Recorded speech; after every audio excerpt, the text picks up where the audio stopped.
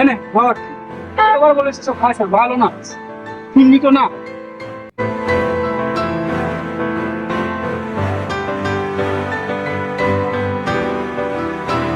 এবার ছেড়েই দেবো ভাই। কেন, কি সমস্যা? সমস্যা? কোন সমস্যার কথা তোকে বলবো? বাড়িতে মা অসুস্থ, ঠিক মতন ওষুধ কিনে দিতে পারছি না। তার মধ্যে এদিকে চাকরিটাও চলে গেছে। চাকরি চলে যাওয়ার জন্য ভালোবাসার মানুষটাও ছেড়ে চলে গেছে ভাই।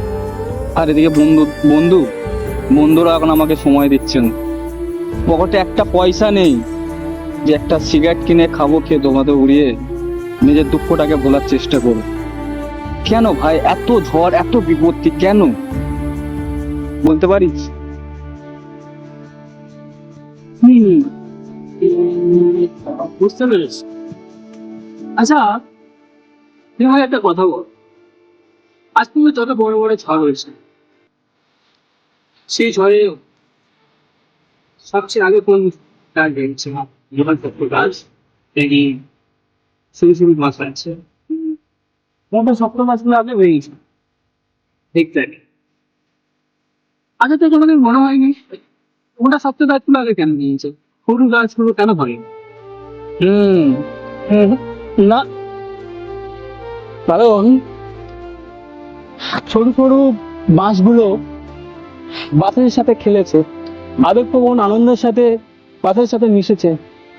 আবার সেই ঝড় থেমে গেলে তার সোজা হয়ে দাঁড়িয়েছে, কিন্তু সেটা শক্ত গাছগুলো পারেনি, তাই ভেঙে পড়েছে। আমরা কখনোই চাই না আমাদের জীবনে ঝামেলা আসুক, দুঃখ আসুক, কষ্ট আসুক, কিন্তু সেটা তো সম্ভব নয়।